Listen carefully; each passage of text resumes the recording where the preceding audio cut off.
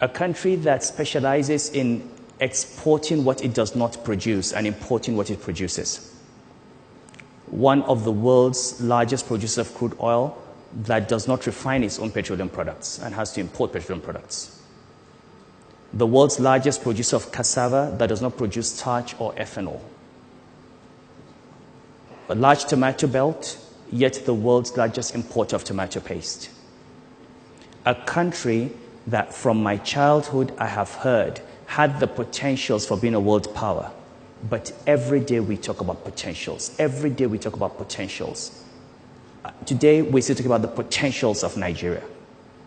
And yet China, Indonesia, Malaysia, Japan, Korea, Vietnam, Brazil, all of those countries have turned the potential that they had into reality.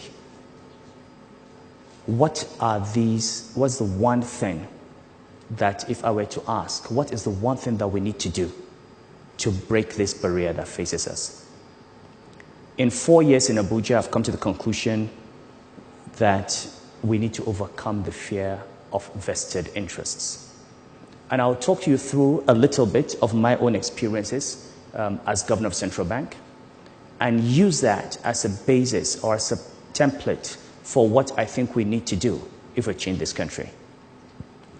I became governor of the Central Bank of Nigeria in 2009. And this was in the middle of a global financial crisis. I came to the central bank knowing that banks had problems and believing that these problems were caused by a global crisis, by the collapse in the capital market, the collapse in the price of oil, and that they would be fixed by simply addressing the normal risk management issues in banks.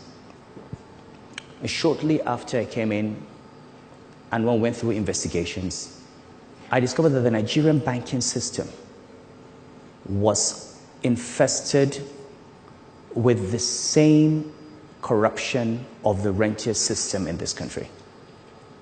That a number of bank chief executives had taken their banks and fleeced those banks and literally taken away depositors' money to buy property all over the country, all over the world. And just like people do in ministries or in government agencies or whenever they have opportunities in all companies, the banks were themselves a site for rent seeking. The fundamental character of the Nigerian state is that for decades, since we found oil, it has existed not to serve the people, but as a site for rent extraction by a very small minority that controls political power. And it doesn't matter where this group comes from, whether it's North or South or Muslim or Christian or military or civilian. The state has always been a site for the extraction of rent, with the exception of a few years that we can think of where we've had development. And this is at the heart of the problems of the country. Now, when we discovered this, and I'll give you a few examples, and these are well known now, they've been published. You know, there was one chief executive officer that took away from her bank over 200 billion naira. Okay, that was over $1 billion. And where was this money taken to? Purchase of property. We recovered from one CEO 200 pieces of real estate in Dubai. Real estate in Johannesburg. Real estate on the Potomac in Washington, apart from shares in over 100 companies. And all of that was purchased with depositors' funds. We went to the court in UK on the case of another CEO. We got a judgment against that CEO for 142 billion naira. Stolen from the bank, taken to buy shares and manipulate the shares of his own institution, and also transferred outside to purchase property. Now, the first CEO we were able to convict, we recovered these assets and got a 6-month sentence and sorted it out. The second CEO, we finished our case. established in Nigeria, that we had a civil case in the UK, had a criminal case in Nigeria, established the case.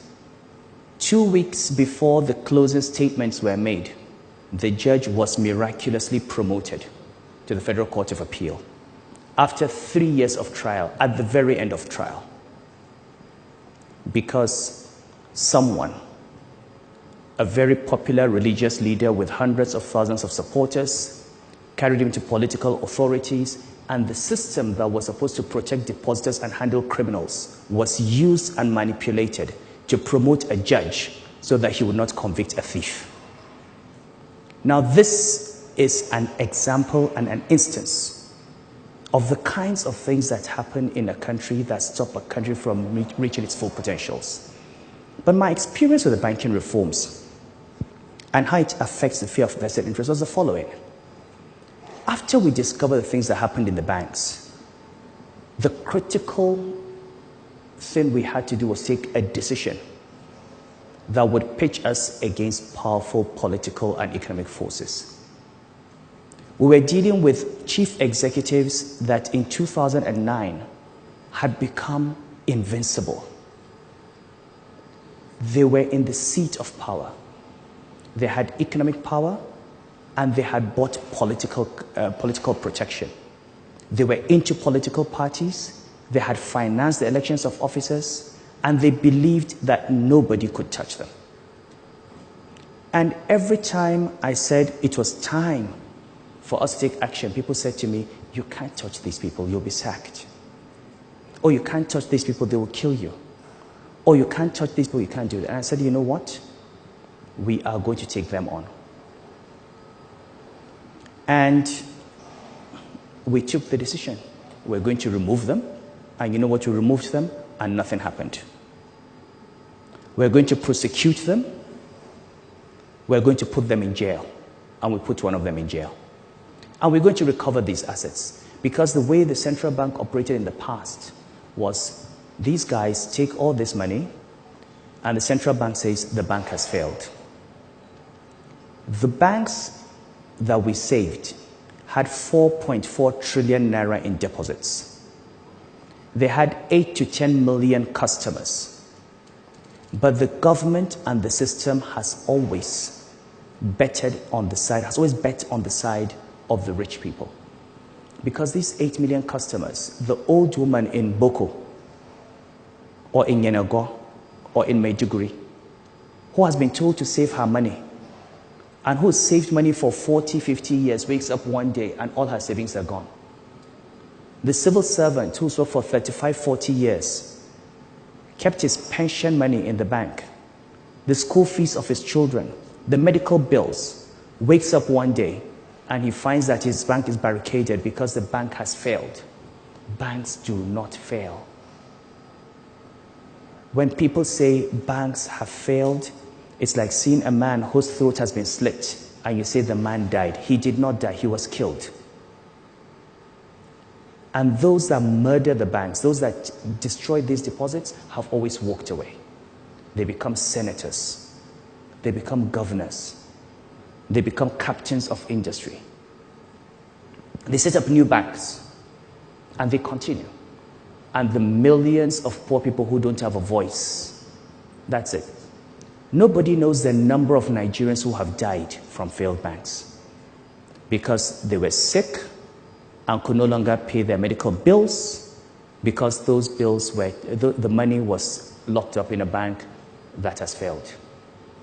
Nobody knows the number of children whose parents could very well afford to pay their school fees who had to drop out of school because banks were mismanaged. So we use this as one instance, as one example of what you can do if you're ready to confront these vested interests and deal with them and protect the poor for the first time. But the banking industry is just one part of Nigeria. What is happening in other areas? So, take the oil industry. We talk about fuel subsidy. In 2009, this country paid 291 billion naira as subsidy for petroleum products. By 2011, this number had jumped to 2.7 trillion naira. Did we start consuming 10 times as much petrol? Do we have 10 times as many cars? Did the population of Nigeria multiply 10 times? I did not believe those numbers. I screamed against those numbers, and what people screamed. Of course, we tried to remove subsidy. There was Occupy Nigeria. There have been investigations. And what did we discover? That a lot of that money never went to fuel subsidy that was consumed by Nigerians. There are people in this country that produced pieces of paper and brought to PPRA, and somebody stamped those pieces of paper and said they brought in petroleum products and actually paid them subsidy. And those pieces of paper said, I brought 30,000 metric tons on so-so ship, and we discovered that that ship was nowhere near the coast of Nigeria on that date. We have seen vessels that did not even exist, that had been retired on bills of lading, and money has been paid. And you know what? None of them, as I speak to you, has gone to jail. This is the only country in the world where you have something called oil theft, where vessels can simply come and take crude oil and literally just drive out of the country. You see the numbers every day: 100,000, 200,000, 400,000 barrels a day. Nobody even knows. 7.3 billion naira. How does anybody take oil in a vessel and leave a country? We've got the Navy, we've got NIMASA, we've got security services, you've got the oil companies themselves. And every day we complain about the lack of development. We don't have development because vested interests continue to rape this country and continue to take the money out. And the only way you're going to move from potential to reality is to stop preaching and start asking yourself, how can we overcome the fear of vested interests and how can we confront them? And if there's one thing I learned from banking, it is that they are not to be feared. They stand on quicksand. They've got only two tools. They're not very intelligent people. It doesn't take much intelligence to steal. If they were smart, they probably would not be stealing. They'd find other things to do.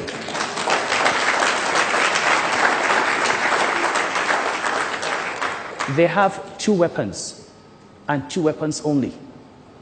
First is, how much do you want? And if you don't want anything, then I'm going to destroy you.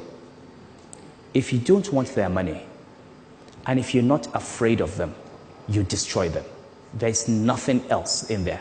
You're more intelligent, and we've got to ask ourselves as a country, how have we allowed ourselves to be reduced to a level that is so far below our potential? A few weeks ago, I was in Lagos at Tinubu's birthday at the colloquium, and I spoke to young people. I said, we have 65 million young people in Nigeria. I'll give you one idea. You have 65 million youth in Nigeria. What does it take for one of you to get your votes and be the president of this country? What does it take for you to say, you're tired of my generation? I'm going to get one 40-year-old, intelligent, committed, patriotic Nigerian, and we're going to ask all the youth to vote for him.